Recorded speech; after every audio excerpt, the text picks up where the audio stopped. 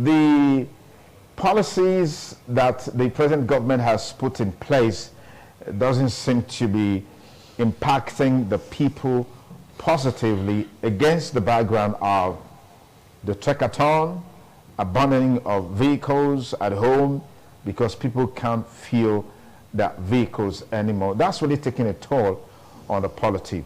There have been conversations along the lines of fuel subsidy needs to be removed even from the time of the first tenure of President Goodluck Jonathan.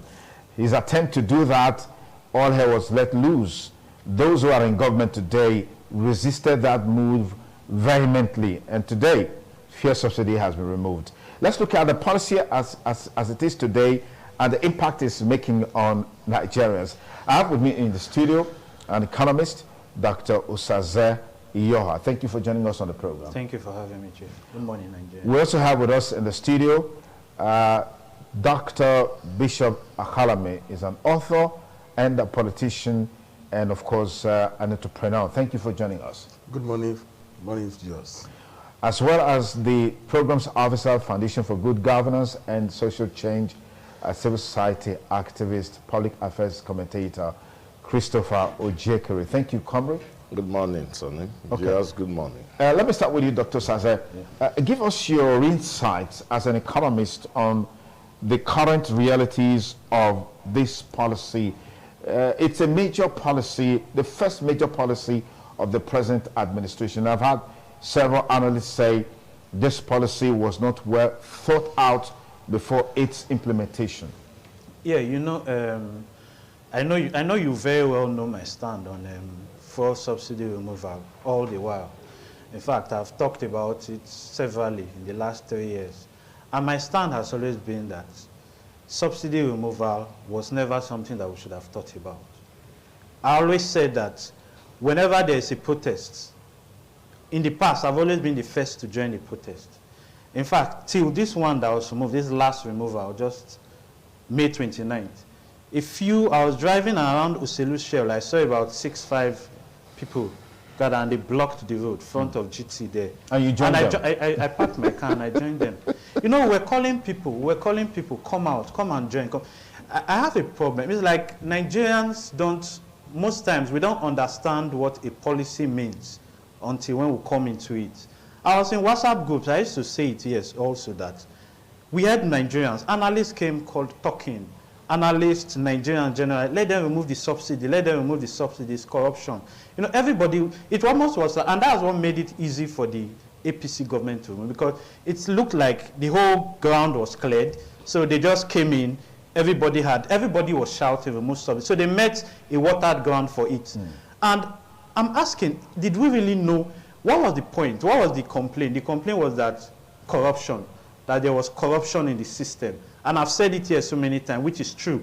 You have a vessel comes to dump oil.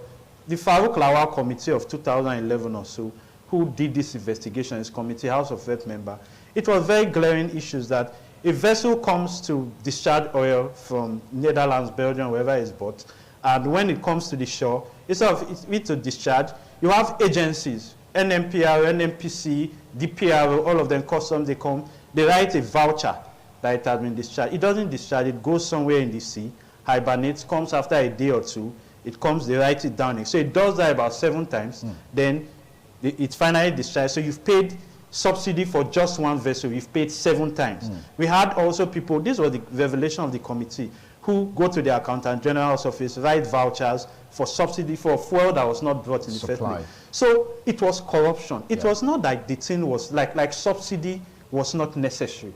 So I kept asking, why don't we ask that the corruption, are we saying that those people who were perpetrating were spirits? And you know, I was just in a bus. I had to park my car today. I was just in a bus and I heard people complaining. The APC government, and in my mind I keep saying, we're all here. You know, it seems like Nigerians are now, we've now seemed to have this, let me use the colloquial term, this house boy, house girl mentality. You know, the house boy and house girl in the house. When the parent comes and says, what are we going to eat today? You hear the firstborn say, I will eat bread. The other one say, I will eat biscuit and tea. The third one say, I will eat noodles. But the house girl is just somewhere, the house is whatever they give me. That feeling of entitlement feeling is not there. So whatever they are, even if it's a bar, she eats and she's happy. So that's what they've almost turned us to. So we are now like, oh, let them remove it. So we don't have that guts to now say, cleanse the corruption system. And that's what we kept saying. Okay. The LP candidate, the APC candidate, the PDP, all of them campaigned with subsidy removal. So no, I don't think any Nigerian has a right to really complain now, whether you're an LP follower or not, because we failed to interrogate this presidential. I think it's only the NMPP candidate who said that he would cleanse the system rather than. So we have just been, they throw a kite to us. These leaders are smart. They are not dull people. They throw a kite to us. They are smarter than us because they read. Most Nigerians, we are a bit lazy. You know, they say if you want to keep something from the black man, hide put it in a book. So we don't have that. We don't have that zeal to go and get further. So they threw the narrative at us, corruption, so we failed to act with it. Then at the point, they now threw the Dangote refinery, that it will come, it will refine. And I heard so many analysts. No, I'll pause you there, Dr. Saza. I'll come back to you. Let me get Dr. Akhalame to speak to the issue against the impact of this policy, whether it was well thought through or it was something that has some good intention in it, as it were. Thank you, Pastor Diokokosu. This morning, I will not be talking like a politician. I'm going to talk as a professional. You see, I have said this many times, that Tinubu, President Tinubu, made mistakes with the economic policies he has brought on board. But it's just one we have now. It's not one. Okay, talk to us. The issue became complicated. People are not seeing what is happening. We will buy for 1,000 naira. You remove fresh subsidies. He came and he put the cart before the horse. Even life itself is governed by principles, stages. When you came, you ought to have asked the question, why was that the Buhari himself and others were reluctant to remove fresh subsidies? Others were struggling with it because they know what Nigeria will feel when it eventually happens. What was the issue? Why do we have fresh subsidies in Nigeria? To assuage the suffering of the people. Because our refineries were in comatose. And today they are still in comatose, they're not working. We refine our fuel outside this country. So we are bringing them into the country, now we import fuel. So we bring it here, we sell it to ourselves at a very high price, which are not reachable by Nigerians. Okay. To ameliorate that suffering, you have to introduce fresh subsidies. Anywhere this refinery will be refined. Now, if you want to remove the fresh subsidy, the first thing first, you must do the needful. What is the needful? Ensure that the refineries are repaired. When they are now working, they are functional, you now say, oh, my dear Nigerians, now that our refineries are working, the government will no longer pay subsidies. Everybody will be happy. Now, Holy said subsidy is gone. He made that policy statement, and there was chaos in the country till today. Instantly. As we speak right now, a lot of people are out of business. The one says, no, only that one. He went ahead. He did not think about that again. He made another economic problem. What is the policy he made again? By bringing in what I call moving from fixed exchange rate policy to floating. The naira. It does not work. It does not work with Nigeria. Go and search. See, when we talk about floating floating exchange rate policy, it works with country with stable monetary policies. The one we have before the fix is to stabilize the economy. It is good. It works better for growing economies like that of Nigeria. Now, when you bring in this one, when you know that the market forces have to interact in the foreign exchange market to determine how much the buyer will sell and how much the seller will sell. And you know that the naira can never compete with the dollar because most of the things we consume here, we import them. Yeah. So the pressure of dollar is on the high side. We want to pay school fees for our children abroad, then we mount pressure on dollar. We convert our naira to dollars. We want to go on a day, we convert our naira to dollars. We want to go for tourism, we convert our naira to dollars. We want to import goods, including the fare, we have to convert our naira to dollars. You see the pressure? So the dollar will always be stronger than the naira. What does that tell you? As long as we continue to import fuel, what the price of the dollar now in the floating exchange rate policy, once the dollar begin to increase because there's pressure on it, the port price will continue to what? To rise. That is why for 530 we are having 670. Even some places are saying 700. So once the dollar rise again now, the price of fuel will always call it what? Increase, because we are still importing. This is part of those things we are importing. So we are not seeing that. So Mr. President made a mistake in that. He was still in a hurry. He ought to have waited. Because it's a very working team. The economists depend. Then you can't consult. You cannot just come and make economic policy when you're not too knowledgeable about. That is why one tree cannot make a forest. Absolutely. You need people to work with you. You tap from the different material resources of everybody to make what good decision that will work for all. Mr. President has made a lot of mistakes. So I think all of us have to assist him to ensure this. Let me conclude by saying this. On Saturday, I drove out. I said, let me see what is happening. I move around, GRA, come back, follow that. I saw that vehicles were not on the road. Then when I got to Airport Road, in front of that post office, my vehicle was there. I parked there. I stood in front of that post office. I was discussing with those people that were working there, who were going outside. We were discussing. Do you know that busy Airport Road? There were no vehicles there. Even that traffic light, there was no vehicle. People were trekking. Nigerians are not trekking. Nigerians are too resilient. I don't know. They absorb pains. Absorb pressure. I don't know. In fact, I have never seen the kind of people we are. If you just check around, Google, you see Nigerians are just people that can easily accept anything. Those who do car business, they are out of business. Those who are doing typing and photocopy, they are out of what? Business. All right, Chris, talk to us. These policies, can you talk to us about the influence of some of these globalist institutions, the World Bank, the IMF, and of course the international donor agencies? Because we know that for a long time they've always been coming up with this idea that we can't sustain subsidy, as it were, and government in, government out, they've been toying with the idea of removing fuel subsidy. Let me get a take along those lines. Well, it's a mirage of problems, and we're not here this morning to criticize. It's a problem that now calls for the attention. As he said, we should all join hands together to solve these problems. I just want to speak freely.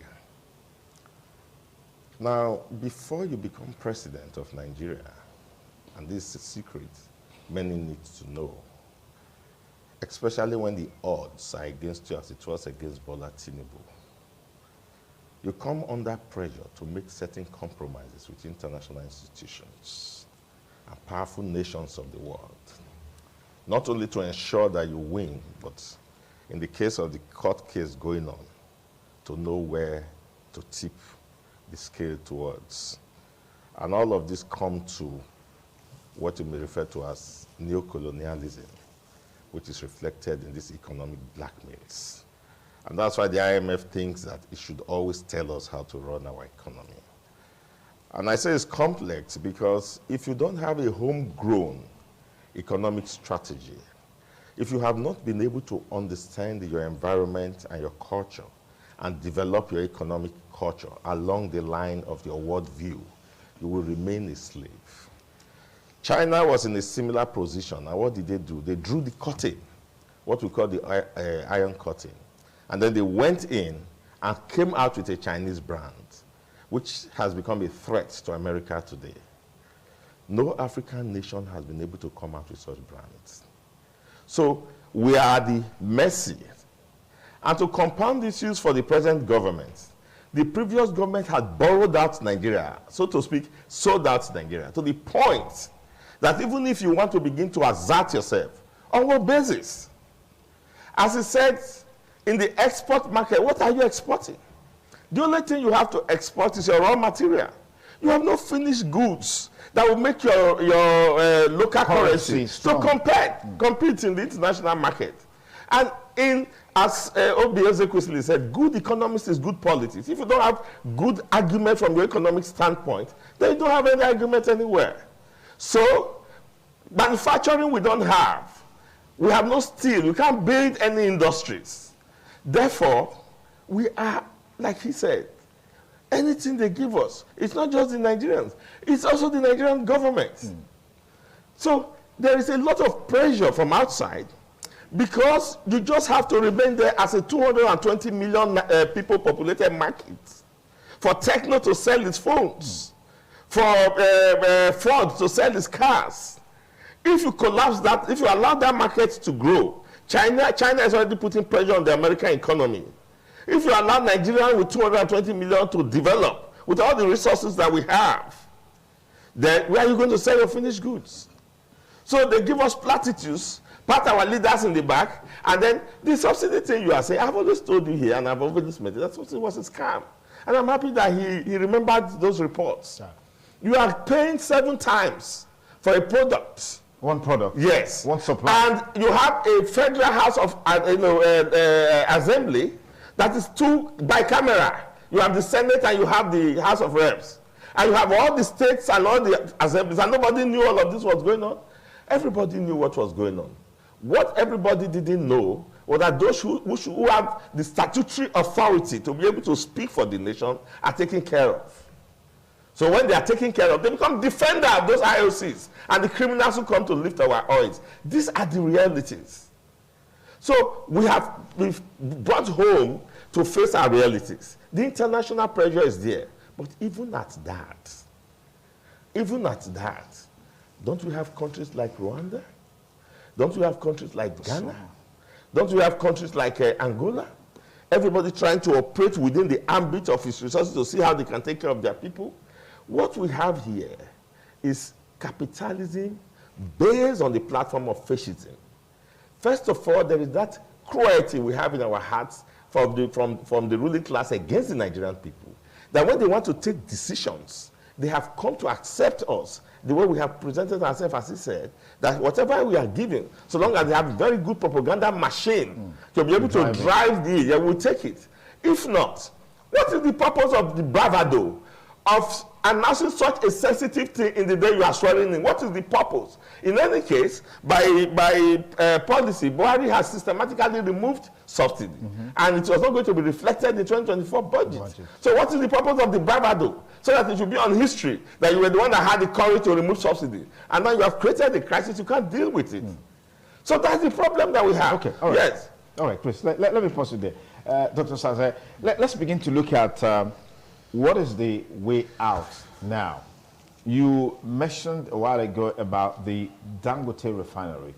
Well, that refinery was inaugurated or commissioned, as we all know it, even though from available available information, it's not even ready to go into full-time production, as it were. When that will happen, nobody knows. So what is the hope of the common man on the street in spite of all of these challenges? We heard about the $800 million loan, where there was a proposal for 8,000 naira palliatives. The government is already thinking of reviewing that, which for some people clearly shows that they probably didn't even understand what they needed to do to salvage the situation, as it were. Like Chris talked about, this was just an exercise in a hurry. Let's get a take on this. Yes. Before we go to the refinery, just the loan part that you talked about. And, you know, we also asked, and I'm tilted to follow the line that Mr. Chris gave, because, you know, it seems like we are, not it seems like, the international community wants to keep us underdeveloped. Because really, what's the need for an 800 million loan? It just seems like a bribe, like the bribe that was given to remove subsidy. Because they've told us that we've saved 400 billion from subsidy removal every month. So it means in the last 2 months, we've saved 800 billion. So why do we need, and why are we going for an 800 million loan again? You know, so it just seemed like it was an agreement that remove the subsidy would give you this amount. Because look at developed countries, France, UK, Germany, They don't, in fact, they are just members of the World Bank, the IMF, just because probably when they need them for loans or because they need them to enter the developing markets. They don't take IMF policies. Just Google, just research it. They don't adopt any IMF. They don't have anything to do with IMF in terms of policies. Because IMF policies are just meant to keep the underdeveloped countries, the emerging markets, continuously underdeveloped. Because see, there's no way you don't pay subsidy. I've said this. Canada gives child support. As a child, the minimum is $500 every month. The younger you are, the higher the amount. US subsidizes wheat. They subsidize rice. They subsidize cotton. They subsidize soya. They subsidize corn. And look at corn and wheat. Just check. They are the two highest or largest consumption commodities of the US, of the American people. Wheat and corn. The two largest that they consume more. And they take the highest subsidies. In just last year, it was about $484 billion. You know, the American government recently had to ask for a bailout. When their debts were almost on, the House of Rep had to give them this leeway to extend their debts and borrowings. Why? Because they are paying subsidies on this. It's like, so what it means is that it's like a public good. You know, the classicalists in economics, neoclassicalists and the classicalists, they always talked about free markets. And you know, we, especially with the blacks, economic theory is very sweet. It's sweet to say when there's inflation, increase interest rates, lower. It's sweet but it's deceitful. Yeah, very, very. The classicalists said free market. What's free market economy? Sometimes we model these things up. Demand and supply. What is there a force? Do we really have demand and supply? Okay, when you now talk of fuel, how do you bring in demand and supply? Supply is foreign determined. You are bringing the fuel outside. So that means it's dollar determined, foreign currency. Yes. Demand is what? Local, domestic. We are using naira. Yes. So how do you now bring forces of demand and supply here? Supply is with dollars. Demand is with naira. So you cannot bring force of the. And in any case, the Keynesians now came and said, no, we cannot be following forces of market. And that's where government intervention came in. That's what they know. That's what the Keynesians are known for. Because of what they called public good. That, okay, we should supply public goods at a subsidized rate. And public good is relative. So what's public good in Nigeria, it might not be public good in the other country, like US. Yeah. So US, their public good they found is corn and wheat. And that's why they subsidize. What's our public good? You might say, yeah, it's for transport. But we use it also for energy, and that's the largest consumption. You need light. You need, without fuel, you cannot power your generator. In Ghana, for example, I know fuel is about 800, but they don't need it for power. It's for cars and mobility. For example, in a country like Canada, you just drive to a station, enter a public transport or a railway line, and you get to your destination. But here, you don't have an efficient public transport. So I have to drive. Then in the evening, I have to use it for my car, for my generator. So it's a public good that government should have subsidized. In every country, in UK, they are subsidizing gas. Why? Because it's more like a public good. All of them, you cannot, during the cold weather, you can't stay without heating. So I think government missed that policy. And that's because, as he said, we are now, they've sort of bribed them with that. So we are now at the disposal of the international court, probably because of the court cases and so on. That's politics now. But talking about the Dangote refinery, you know, it's like they had now overfed themselves from the subsidy scam. So now they now brought Dangote refinery. It's like an enterprise. And you know, when Dangote refinery, I heard so many analysts saying that's the magic bullet. And everywhere I spoke, I said, Dangote refinery is almost like, it's a cost on the Nigerian economy. I'll tell you why. They gave us so many reasons. They said Dangote refinery will produce 150,000 jobs. And you know, as I said, these politicians, they are smart. Those of them who did not go to school, they have a back room of intellectuals, researchers who give them the information and they throw it at us. Then we carry it and escalate it. 150 without doing our research. How do you tell me a refinery would employ 150? They say 150,000 jobs. They think it's not the refineries of years ago. Just check through research. The largest refinery in the world is in US. It produces 850,000 barrels a day. Dangote is 650. The staff, the direct staff, is just about 987 staff. So, how come with this? How is this going to be 150,000 staff? I'm telling you, so Dangote of 650, and you know that 650 would not coming until the next 3, 4, 5 years. That's a long run. In the first term, they said it would be 250, then the next year 300. So he's not going to employ more than 300 because the latest technologies now, they don't need human inputs. Yeah. It's technologically driven. So that refinery will not take as much as 500 people. Then the other indirect job, maybe the driver, the tea server, the cleaner, that will probably just be 1,000. So at best, we will not have more than 5,000 direct. He's going to lay pipes, he said, from Lekki to all the other depot pipes. So you might not even have tankers. It's just probably from. So which extra job is that? So that's the fallacy in your opinion. Exactly. So it was just thrown at us. So then they also said that it will save us foreign exchange. Something saves you what you spend. We were not paying foreign exchange. From 2022, NNPC was doing crude swap. We were swapping crude with Netherlands and other countries. So we give them our crude, they give us the refinery. So we're not using Forex. So when they say it was saving us Forex, it was also a lie. They also say it would bring us Forex. And how too? Dangote refinery at the initial was to produce 50 million liters a day. And at best, when you times 650, a barrel gives you 159 liters. When in the next 5 years, so at best you have like 100 million liters a day. How many do we consume then? We consume, the last data was about 60 million. So it means that he will not even be able to meet the local market before you now talk of exporting to get Forex. So how was he supposed to give us? So a lot of fallacious statements in that conversation. It was just thrown out to us. All right, Dr. Akala, let's quickly get your take on the way out of this logjam as we begin to call it a wrap. Mistakes have already been made. And I've already said that the purpose for the eraser is to ensure that those mistakes are corrected when committed. Mr. President was so bold to make some economic statements, policy statements, and brought into existence other policies that have created economic burden in Nigeria. I want you to be so bold again to correct these errors. What we need to do is we have to revert to status quo.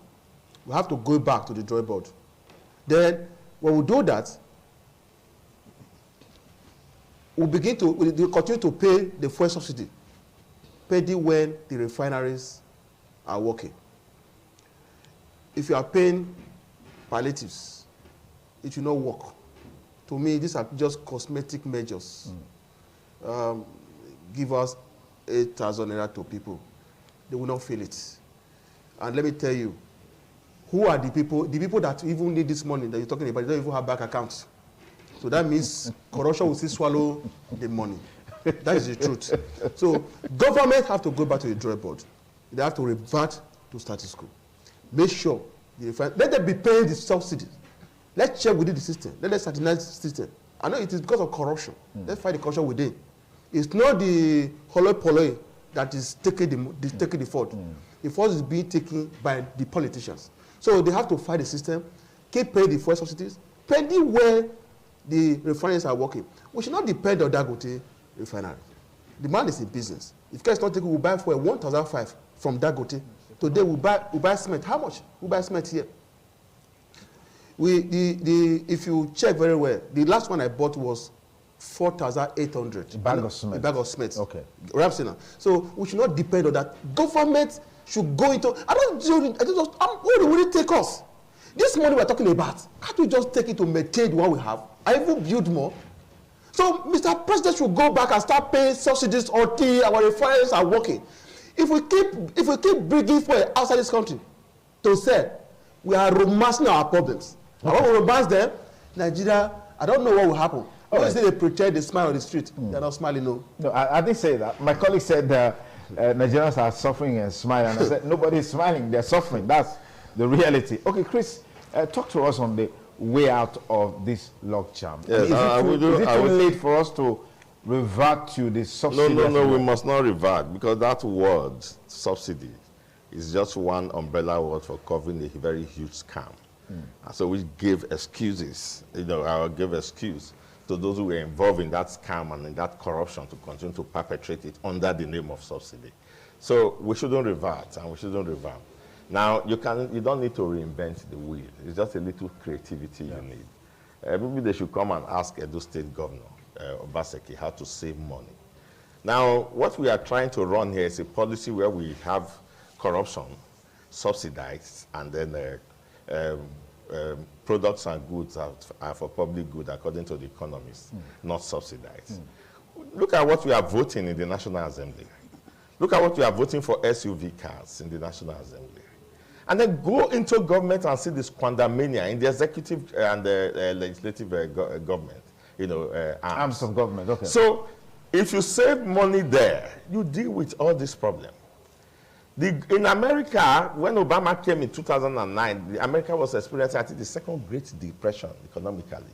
Obama solved it within its first 4 years. What did he do? Moderate tax increases on the income of the high-income earners. And he was using that money to fund the healthcare. You remember the Obamacare that became such a big problem.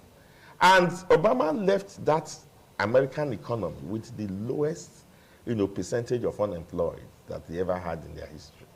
So you have the big, what do you call them, blue chips company, multinationals, and individuals who are not in the tax nets.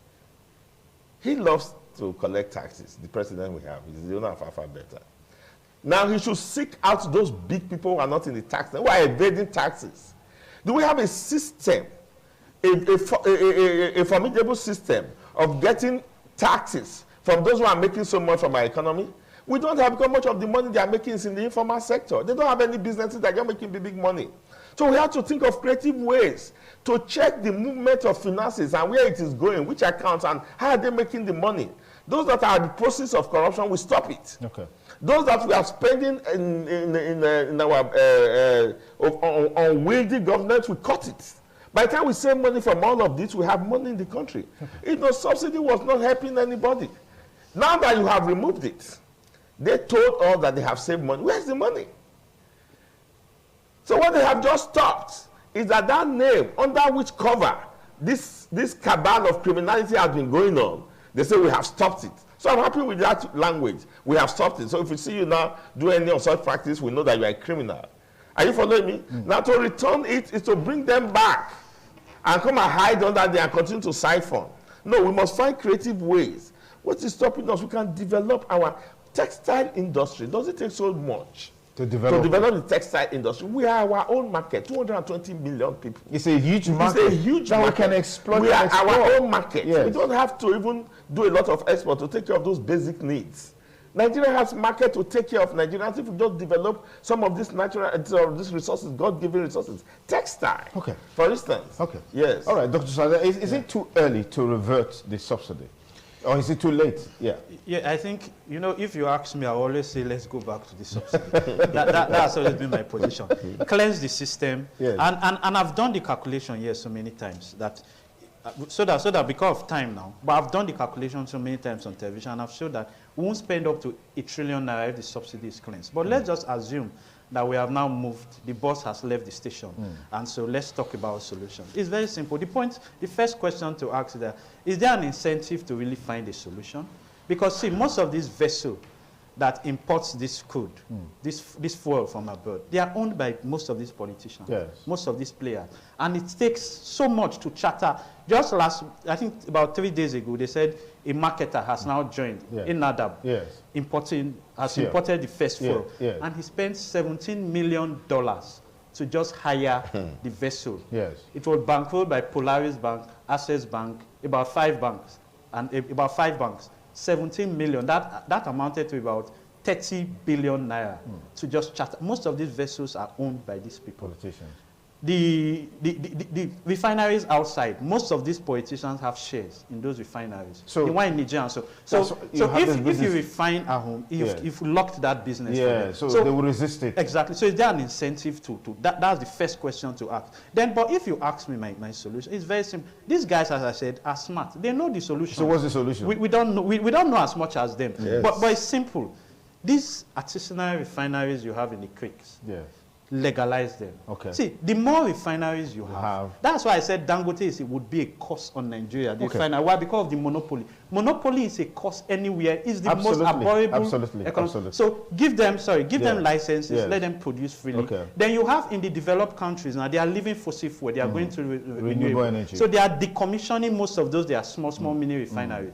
Let's import them since we are. Okay, Dr. Akalame, should you revert back to subsidy? Of course. It's too late or it's too early? I said they should go back. We have to revert to status quo. Okay. Well, Chris, you're of the opinion that we should just, the bus has already left the station. He has left the station. So let's move forward. Yes. Okay. Thank you guys for your time. Christopher Ojekere, Dr. Bishop Akhalame, and Dr. Osaze Iyo. Thank you for the very useful insights that you brought to bear on the show.